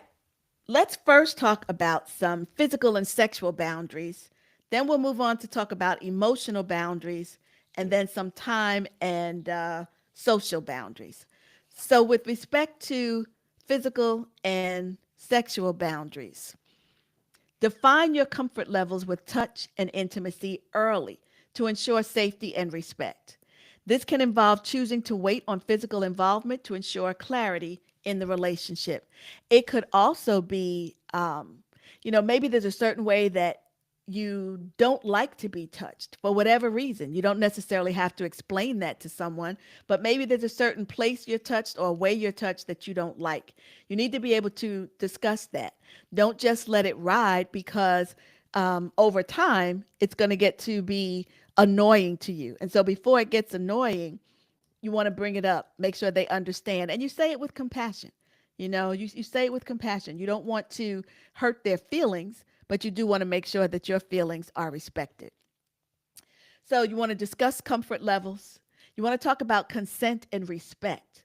It's essential that you communicate and check in with each other just to make sure that you get a good foundational aspect of whatever physical touching interaction might be. And it should be freely given, enthusiastic, and can be withdrawn at any time. So respect each other's boundaries, and consent fosters a culture that you really need to have. You have to have a culture of respect and care, and boundaries help you do that. They also help you navigate physical intimacy. What do you like? When do you like it? Do you want to wait? Um, just like we talked about with the 3 month rule. How do you want to do things? So just make sure that you have some physical and sexual boundaries with respect to the relationship. Emotional boundaries. This one is important as well. Protect your well being by not oversharing, not avoiding rushing, not avoiding the deep conversations, but also not rushing into them, and maintaining your own identity. With emotional boundaries, we talked earlier with the common mistakes that people make. We talked about sharing personal information. Don't overshare. Excuse me, gradually share personal information and open up emotionally little by little, because building intimacy should be a building process, step by step. It's important to set boundaries around emotional vulnerability to make sure that you don't overshare or feel pressured to reveal more than you're comfortable with. If someone is asking you a question and you think it's too soon for them to know that much information about you, then you can express that in a nice way. I'm not really comfortable talking about that. Or maybe as we get to know one another better, that will be a good topic of communication. Or how about if we stay at this level and not go that deep just yet? So there are ways that you can let somebody know that that's something that you don't want to talk about, that's a boundary for you. And then managing your emotions. You want to be emotional in a relationship by all means. You want your emotions to show. That's what I mean by being emotional. You want to make sure that you are expressing how you feel, but you have to balance how much of your emotional energy you're going to devote to the relationship, because you want to make sure that your emotional health stays a priority. You cannot invest so much in someone else that you lose yourself. You've got to keep the balance. And you need to protect your emotional well being. Setting boundaries around emotional interactions and how conflicts are handled can protect your emotional well being. It's important to communicate how you wish to be treated, especially during disagreements. That's an important boundary. I remember a couple that would never have a disagreement in the house. They would take it to the garage. And the reason they would take it to the garage, this is something that they said, not something that I shared with them, but I like it. The reason they would take it to the garage is because they didn't want, number one, the negative energy in the home. And number two, they did not want the purpose of certain rooms to be compromised because of the fighting. So for instance, they wanted to make sure if they were going to have a negative conversation, some sort of disagreement, they didn't want to have it in their bedroom. That's a place of rest and peace and love. So the garage, the only thing you do is park the car, basically. Store the tools, park the car. They wanted to make sure that they took it out there instead of inside. So I think when you can establish where you're going to have your disagreements and how you're going to have your disagreements, it makes a lot of sense. It helps you to protect your emotional well-being. It's almost time for a break. We've got time and social boundaries. I will cover some of those before we go and take a break, listen to some of our sponsors. But time and social boundaries. Maintain your independence by keeping your own hobbies, friendships, and routines rather than revolving your life around a new partner. Again, if you remember, if you were with me when we talked about the 10 common mistakes that singles make, we did touch on this as well. And that's why boundaries are so important. If these boundaries are set and in place, then you're not, or you lessen the risk that you will make some of those mistakes. So, yes, you may have less time to devote to some of your hobbies or some of your old routines. There may even be old routines that no longer feel appropriate now that you're in a relationship. Whatever the case might be, you want to make sure that you don't just totally give up who you are, and you don't want that partner to infringe on things that are important to you. So you have to set time and social boundaries. Before I go on with them, I'm going to allow us to take a break. Remind you to text me 412-218-3888. And we're going to take a break for a moment, come back and continue talking about boundaries on Relationship Conversations with Dr. Linda B.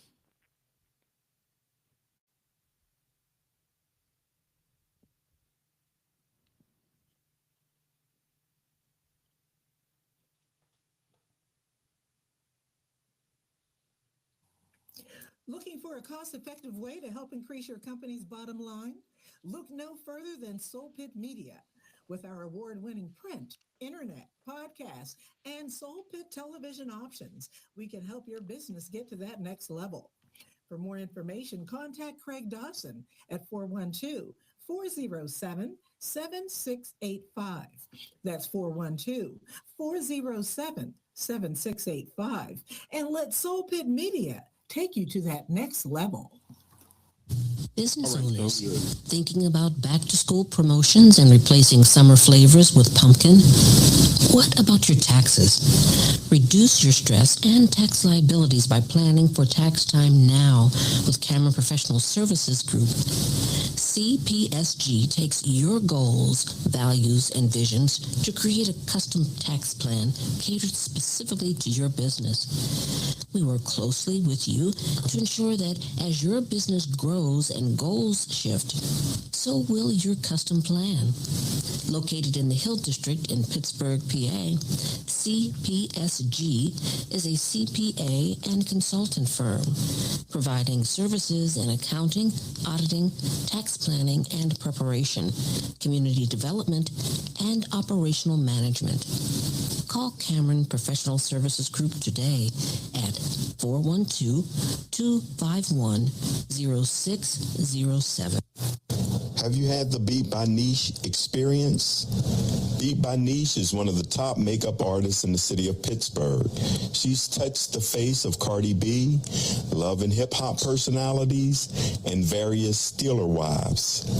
If you have not sat in her chair, what are you waiting for? Visit beatbyniche.com to schedule your special makeover for all occasions: weddings, graduations, proms, photo ops, and more. Visit beatbyniche.com and experience the touch of excellence.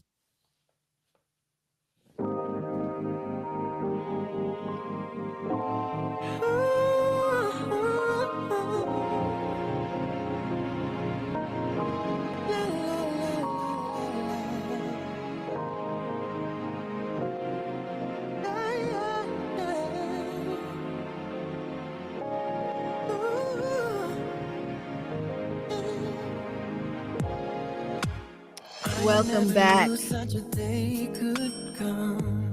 I love Maxwell. Welcome back, folks. This is Relationship Conversations with Dr. Linda Bing on Pittsburgh's DSEN. And we've been having a great time talking about some of the common mistakes that singles make. I had my guest, Jay Johnson, on to lend her opinions and comments as well. And now we're talking about boundaries, because boundaries underlie so many of the common mistakes. If we were doing a better job of establishing and maintaining boundaries, we might make fewer mistakes in relationships. So I'm going through some of the boundaries, or at least categories of boundaries, so you know the things that you need to be thinking about, asking yourself the important questions so you can do a better job of setting boundaries. After I finish with that, we're going to talk a little bit about what do you do when the other person pushes back on the boundaries. But right now, let's finish. We're talking about ways to kind of balance your independence and togetherness, because you have to have that shared experience. You got to find that sweet spot in there. So you have to respect one another's time. If your partner tells you he's not available because, he's going to go to a game, go play golf, go hang out with the fellas, whatever the case might be, respect it. As long as they're not doing anything that you would say is disrespectful to you or dangerous to the relationship, then you need to just back up and let people do what they do and be who they are. And you're going to want that same respect as well. There are going to be times, whether you need me time or you need time with your friends or your family, whatever it might be. So just respect each other's time. Yes, make enough time to get together. And that's up to you to decide. Do we see each other twice a week, just on the weekends, every other weekend, if maybe it's a longer drive, whatever the case might be, but respect each other's time and make sure that you get some alone time. It is important to have alone time. Sometimes people don't like to be alone. You have to get comfortable with that, as we talked about in the first hour. Alone time is not just a personal preference, it's a necessity for good mental health and personal growth. It allows for you to reflect, to relax and to pursue some of your own individual interests. Even if your interest at the moment happens to be chilling on the couch watching TV, then do that. But spend some time alone because, again, remember, boundaries help to define you. So, spending time alone, doing things that you enjoy, helps with that process. You get to know yourself better. It increases your self awareness. So, communicate the importance of alone time to your partner. They may not be as on top of alone time as you are, but talk about it. Talk about the importance. Make sure they understand that you're not avoiding them, you're just spending time with you. Another category of boundaries would be the digital and privacy boundaries. And, as we were talking with Diva, social media is so pervasive in our lives right now that we need to learn how to set some boundaries there. Some of those boundaries might be that you don't want every event or all of your personal information shared on social media. Some of the pictures that are taken should be just for us, not for the world to see. Another one might deal with how often do you text? Some people are texters and other people aren't. So, what's going to be the frequency? How do you like to be communicated with? How much do you depend on digital processes, social media, texting, FaceTiming, or would you prefer to actually be face to face when you do a lot of your communicating? Those things are important to talk about. It's also important to set limits with respect to not only the sharing of pictures and things, but what are you going to share with your partner? Are you going to share passwords? Are you going to give them full access to your phone, your computer? Those are important things to talk about. Some people overstep that boundary. Some people realize it's not good to go through someone else's phone, but they do it anyway. So if it's a boundary, make sure. And again, it doesn't mean that you have to upfront say, here are my boundaries. I don't expect you to do this. I don't expect you to do that. But make sure that if someone crosses a boundary, you have a nice, calm, respectful conversation about it. How do you communicate these boundaries is important as well, because as I was just saying, you don't necessarily want to go up to someone and tell them, here's what I like, here's what I don't like, but you want to make sure that they get it, that they understand. So it's important that you have a conversation around your likes and dislikes. Don't always wait for a boundary to be crossed before you bring it up. In fact, if you can get in front of the situation, that's even better. You need to have these conversations up front because it's easier that way than if you're trying to react. Once you're reacting, your emotions have kicked in and now they might drive the conversation. So instead of reacting, you might say something like, I really like where this is going and I want to share some things that are important to me. That may be something you say with respect to approaching it. Always make sure when you're approaching it, you want to make sure that you aim for a calm, private setting where both of you feel comfortable. All right, Mike is on the phone, and I want to get to Mike because thank you, Mike. He's been trying to get through all night, but because of our technical difficulties, he was not able to do so. So let me go straight to the phone and talk to Mike. Mike, are you there? Yeah, Michael's here. Can you hear me? Yes, thank you, my friend. I appreciate your persistence. Yes. I've been trying to get through for a while. All right, I apologize for that. It's out of my control, but I'm sorry you had that difficulty. It's okay. So you got me now. It's What can we okay. talk about? Well, you guys have been hitting on the topic of conversating. And before you guys actually got into that, I wanted to kind of touch on that because there's so much of a wide variety or wide base of communication. I also got myself into the talking by accident by saying, you know what, I just want somebody who knows how to communicate. But when you decide to get with somebody who knows how to communicate, their way of communication might not be your way of communication. Some women and guys communicate by yelling. Some women, some guys communicate by putting their hands on you. You know what I mean? So yeah. I like to open it up a little bit more and just say, I would like to be with somebody who knows how to communicate effectively with comprehension, and you have to be transparent. I love that. And and transparency. I would even make it more specific, because when you say somebody who communicates effectively, what does that mean? That can mean something Hmm. different. So the more specificity But you what's can give it, effective you're to exactly you? right. I'm sorry, say that again. What's effective to you?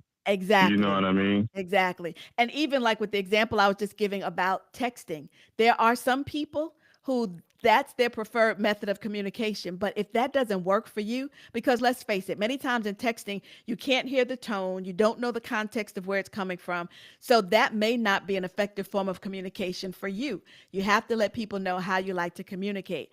And a few shows back, we did a show on the five love languages. You also have to know what's important to someone, particularly when you're Hmm. expressing those positive feelings like love. So, yeah, communicating, there's so many ways. There's communication, like you said, with touching, there's communication that's written, that's digital, that's in how you speak or the level, the volume.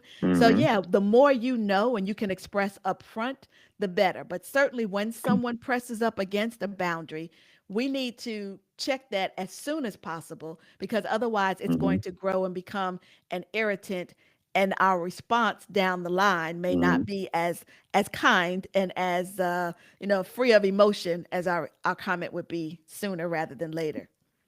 Hmm. But even as time goes on, you have to be careful with those love languages because the love languages change Yeah, as they people can. get older. As people go through things in life, their love language changes. Yeah, it So can. what might not, what their love language of intimacy might not, that might change later on.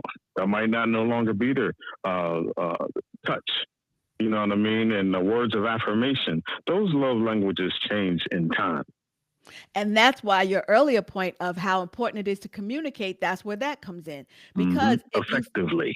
yeah, effectively. If you All right. find You got to that add you're that on there. Well, yeah, but again, I leave it off because it means different things to different people. But you're right. Effective communication, understanding what's effective for you and for your partner, and indulging in communication because Hmm. if your love language is changing over time, that's something that can be expressed. That's something Hmm. that you need to share. They're not going to know it. I think far too often people get into relationships and over time feel as if, well, you ought to know. I've been with you long enough Hmm. that you ought to know. No, you ought to Hmm. tell me. You ought to express it because just as your love language can change over time, sometimes your wants and desires change, sometimes your needs Hmm. change. You can have some Hmm. changes to, behavior, personality, all kinds of things come into play. So you Hmm. should never just Hmm. assume. It's not effective communication if you just assume that your partner knows. There's some things that need to be reiterated. There's some things that change, and you need to make them aware of those changes. So, sounds like Yeah. communication Even is important to you, and Oh, that's it's very important to me. I think that's my top pick because even when you're talking to someone, you get into a comment. I'm going to say a woman. When I'm talking to a woman, sometimes women communicate to they don't communicate to understand. They yeah, communicate to respond. You know what I mean? They don't listen to what you, and that's the problem you come across when you get someone that doesn't listen to you effectively, because you're communicating with me to respond. You're not communicating with me to understand. So when you get someone that wants to understand you, now that's love. yeah, That's when that person loves you, when they want to understand you. But when a person is communicating with you just to wait, they're waiting until you get finished with your sentence. They can't even wait till you get finished with your sentence before they interrupt you. You know what I mean? Because they're communicating to respond, not to understand. yeah. It goes back to my uncle's question: do you want to be right or do you want to be happy? That in a situation like you just described, that person, and you made it a woman, so I'll say that woman, she is looking to be right, because if she's listening Exactly. not to understand, but listening to respond, she's waiting for her chance to give a rebuttal, and so Mm-hmm. she's trying to be right. And sometimes you can't Mm-hmm. be right and happy at the same time. So you got to decide, which one do I want to be? What's more important to me in the long Exactly. run? Am I going to be happy in a relationship or I'm going to be right and be all alone? Mm-hmm. Yeah, That's I good. agree See, with you.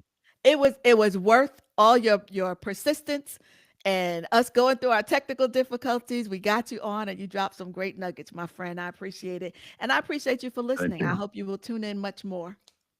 Thank you. Will do. All right. Thanks, Mike. Have a good evening. All right. You too. Thank you. Thanks.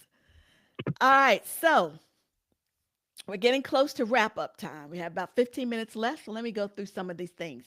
When we, again, when we're thinking about communicating, you want to aim for a calm, private setting.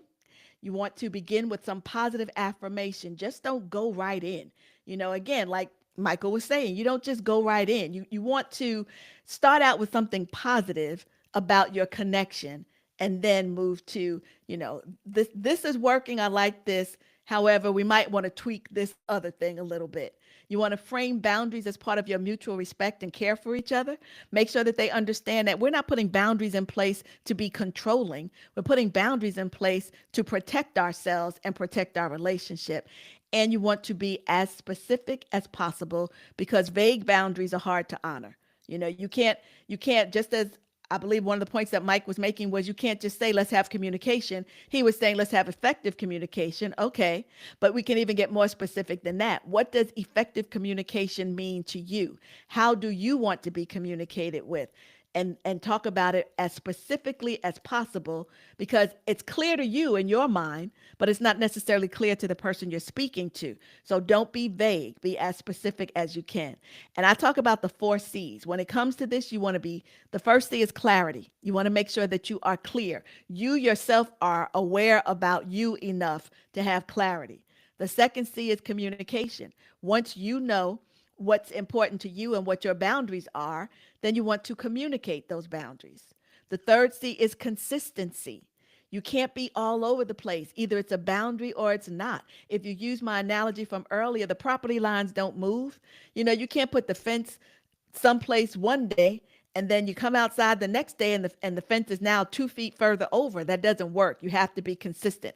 Of course, we are going to take into consideration that over time, some of these things can change. So we do want to make time, do want to allow for that when we're talking about consistency. And then the fourth C is compassion. Whatever you do in a relationship, I don't care, even if you're talking to the toll booth worker, whenever you are expressing yourself in some form or fashion, there needs to be compassion. Compassion does not mean that you're weak. Compassion doesn't mean that I've got to love you and embrace you. And compassion just means be kind, understand my situation, and take it into consideration. So sometimes I need you to do a little extra or to be considerate of something because of where I am, what I'm going through, what's going on in my life, whatever the case might be. So clarity, communication, consistency, and compassion. Set and maintain those things in the relationship. All right. So I want to give you some help with what happens when you have a boundary and the other person doesn't want to respect it. We talked a little bit about that earlier. So not all boundary discussions are going to go smoothly. And when your partner pushes back, because let's face it, people are not going to just accept every one of your boundaries, you know, no questions asked. And you yourself are not going to do that for them as well. So if you have to have a boundary discussion, somebody's pushing back, stay calm, but be assertive. Don't apologize for having needs. This is who you are. This is your need. And so many times pushback comes from a place of emotional drama. It's designed to make you feel guilty or responsible for their reaction. You are just responsible for what you put out there. How they respond is their decision. You are not responsible for their reaction. Vice versa. When they have something to say, they're not making you feel whatever it is that you're feeling because feelings are a choice. And I know that may be hard to swallow. Maybe we'll talk about that in detail on one of these conversations, but you decide. Am I going to be happy today? Am I going to let that bother me or am I going to let it just roll off? What am I going to do? So be calm, be assertive though. Stand your ground if it's important to do that because you have needs and you don't need to apologize for your needs. If someone feels that they cannot meet your needs, and if your needs, I'm just talking about not material needs or, something in that vein, I'm talking about as a person, what is good for me and my soul. That's what I need. And so, what you need is someone who can honor and respect those things. If they cannot, then maybe they're not the person for you. Another way of dealing with the boundary pushback is don't justify or apologize. And in some cases, you don't even have to explain. It depends on what it is that we're talking about. You don't need to go into over explaining the reasons or justifying why it's a good idea.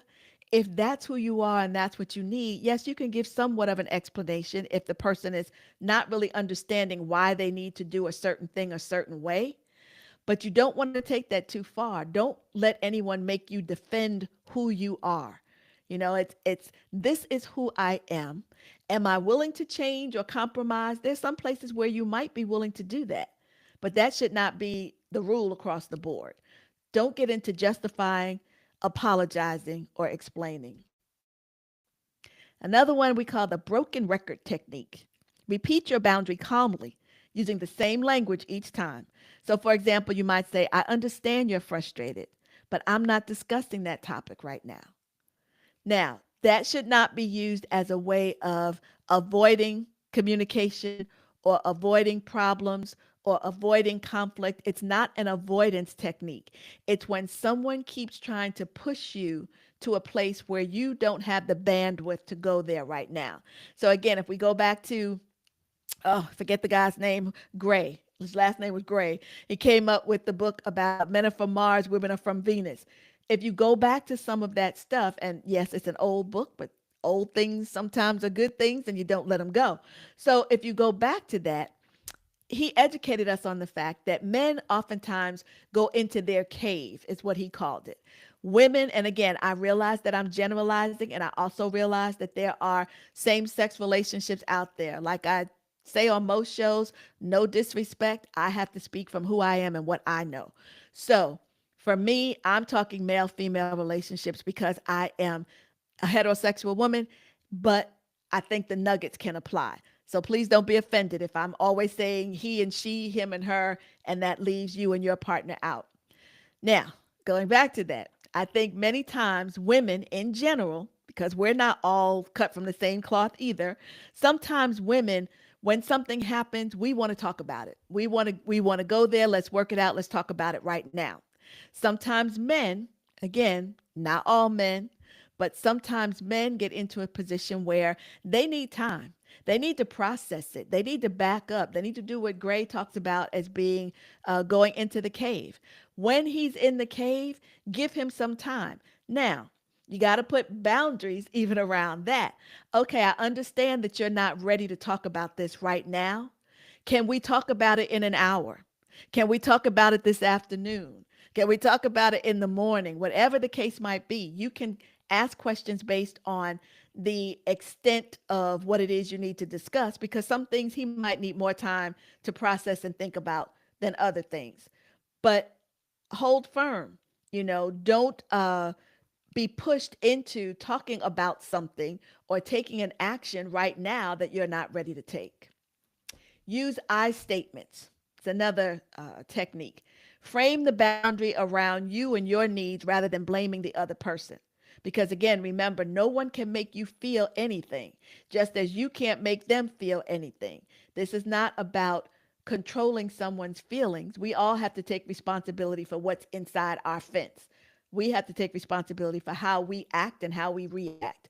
So with I statements, you want to say, I feel overwhelmed when, and then whatever the case might be, instead of saying, you always make me feel overwhelmed, or no, the other person is not making you feel anything. Take ownership of your feelings with I statements and own your rights. Remind yourself that setting boundaries is a form of self-love. Self-love has to come before other love. If you don't love yourself, there's no way possible you can fully, effectively love someone else. So it's essential for your mental health. It's not an act of aggression. Own your rights. Remind yourself that setting boundaries is a form of self-love. You might want to reiterate the importance of boundaries to your partner. Focus on the why, because that's important as well. Here's why we need boundaries. Here's what boundaries do for us. As I said, be specific, reassure, um, define what's negotiable and what isn't. When something is not negotiable, maybe let them know why it's not. Some things that are non negotiables might be self evident, like putting your hands on me. And that can go either way. Putting your hands on me, non negotiable.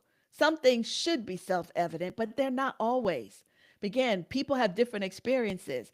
In some situations, people have allowed others to disrespect them by calling them out of their name. And sometimes they feel like, oh, it's just a word. I didn't mean anything by it. So, what you have to do is be specific and talk about even the things that you think would be a no brainer. You have to enforce the consequences. A boundary without a consequence is just a suggestion. So, if the boundary is crossed, you must be prepared to follow through with the action that you promised. You know, an example I just gave a minute ago with the pushing, with trying to get someone to talk about a topic you don't want to discuss, maybe at some point you have to say, if you're going to keep pushing me on this, I'm going to have to leave the room. Or if you're going to keep pushing me, I might have to end the call. If you say those things and they continue in the behavior, then you have to do what you said you were going to do. Otherwise, you didn't set a boundary, you just made a suggestion. And as I said before, stand firm. You always need to stand firm. If they push back, don't just give in. Giving in rewards their boundary pushing behavior and lets them know that they can push your boundaries and you will acquiesce. So you've got to stand firm. So if your boundaries are consistently dismissed, minimized, or mocked, that's valuable information about whether or not that person can meet your needs, and understanding when to actually seek external support, from like I said, a counselor, a therapist, a spiritual partner, whatever. Those are the things that are important to help you learn how to set and how to respect boundaries in a way that will help grow the relationship. Because at the end of the day, that's what we're trying to do. Everybody wants peace. Everybody wants love. Everybody wants a connection. But how do you get there? How do you get there? You get there by setting boundaries and by avoiding some of those common mistakes. One of the ways to work around that, or I should say another way to work around that, is to make sure that you verbalize appreciation and gratitude. If you are on a regular basis appreciating them in ways that they receive it based on their love language, and you're expressing gratitude, it makes it easier for them to perhaps negotiate with you on one of your boundaries, because they have, it's like filling their cup. If the cup is full, okay, I can give you that one. So make sure that you're always appreciating and expressing gratitude, and use specific compliments. So instead of saying general phrases, highlight something specific. For example, you might want to say, I love how thoughtful you were when fill in the blank. Focus on their character and efforts rather than just the outcome of their actions. That will go a long way. And you want to share positive feelings. Openly articulate emotions that will strengthen the bond. Express joy, contentment, love. Express those things on a regular basis. Let them know you make me feel, or when you do that, I feel so happy, or our date nights are something that give me joy. You want to reinforce the positives. Not only does it help to build that person and strengthen your relationship, but it's something that, like I said, it puts money in the bank so that when you need to withdraw because there's a certain boundary that you want to negotiate, it allows that to happen. So we are coming up on time. So before I bounce, I want to tell you a few things to keep in mind. Please listen on our radio stream, the best of soulful music till 6 p.m. at pghdscn.com. Also, set your schedule for Soul Take, Pittsburgh sports talk show for everything going on in Pittsburgh sports. Tomorrow, it airs from 6 to 8 p.m. In fact, it airs every Tuesday from 6 to 8 p.m. on YouTube and also on the radio side, which again, you would hear from the website. And then also keep in mind the Pittsburgh DSCN Listeners Cruise. If you've never taken a cruise, you will love it. If you've taken other cruises, you will love it. If you caught the travel show on Saturday, they were discussing the cruise that's coming up. And there was actually Francine Cameron, who hosts that show, had a couple on talking about their experience on that exact ship. So the cruise is taking place November 7th through the 14th. Check the website for more details. I got to get out of here, but remember, keep growing, keep loving. One love.